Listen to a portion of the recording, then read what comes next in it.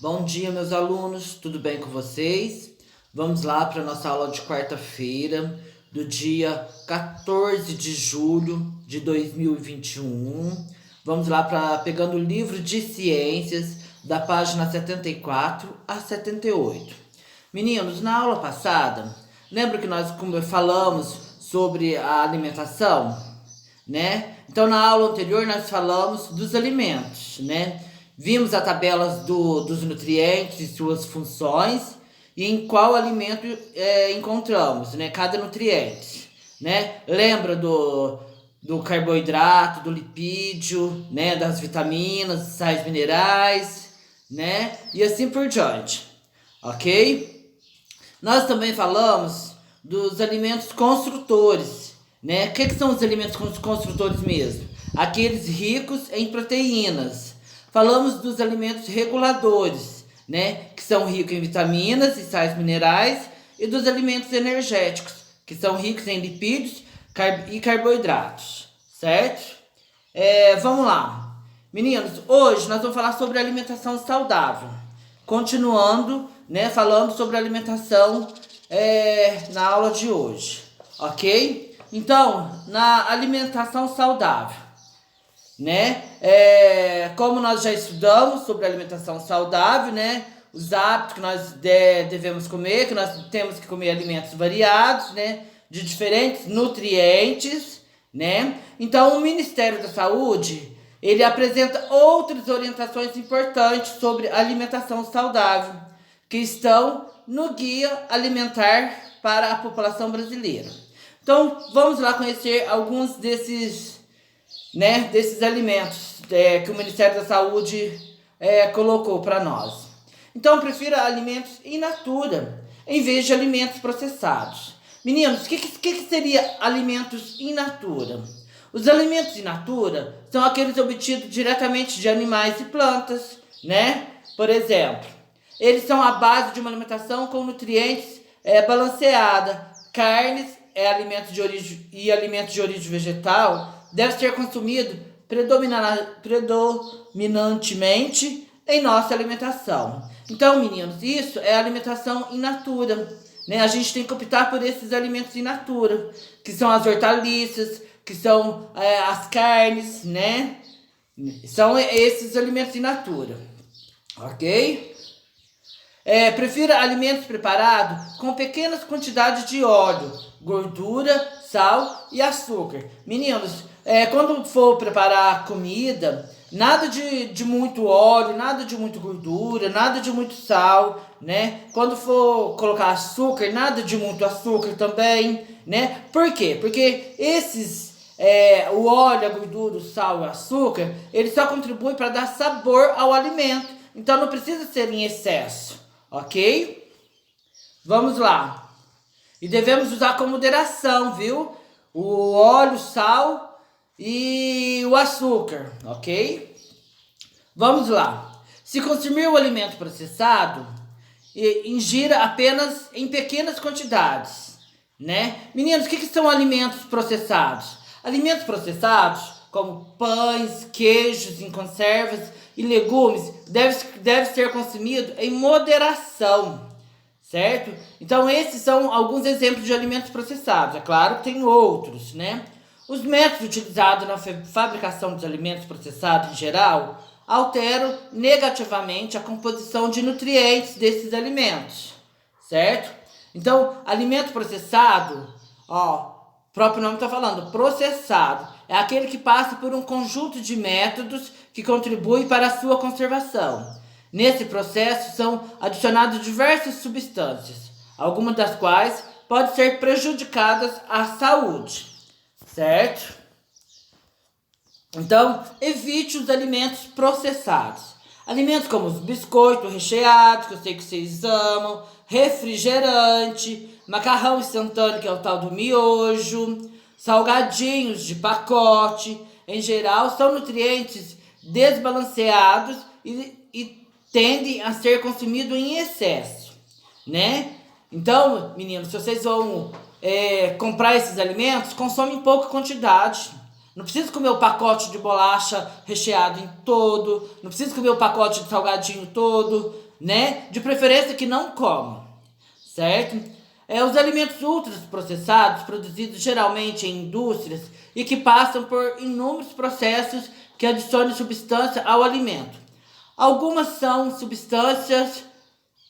dessas substâncias são artificial e, porém, pode prejudicar a saúde. Tá vendo? Vamos lá. A maior parte dos alimentos que você come é in natura, ou processados, ou ultraprocessados. Bom, meninos, se fosse para eu responder essa pergunta, a maior parte dos alimentos que eu consumo é in natura, certo? Então eu consumo muita verdura, muitas frutas, né? Número 2. Organize um cardápio de um dia de acordo com as orientações apresentadas anteriormente para as seguintes refeições: café da manhã, almoço e jantar. Meninos, e nessa número 2 aí, vocês vão montar um cardápio do dia de vocês, um dia de refeição de vocês, certo? Incluindo desde o café da manhã até o jantar, certo? Se vocês puderem postar o cardápio de vocês, ou até o prato, tirar uma foto do prato que vocês estão comendo, viu? Dos alimentos que vocês estão comendo, postar lá no grupo, ficarei muito feliz. Vamos lá, continuando. Meninos, alimentação e cultura. Vocês vão falar assim, professor, o que isso tem a ver alimentação e cultura? Né? Muitos alimentos que nós comemos, né, que nós adquirimos, né, eles têm valores nutricionais e podem trazer valores culturais, certo? Em uma refeição, os tipos de alimentos utilizados é a forma como eles são preparados e apresentados. Pode revelar aspectos de tradição de diferentes culturas, né? A alimentação brasileira, por exemplo, é influenciada por diversas culturas, como a indígena, né?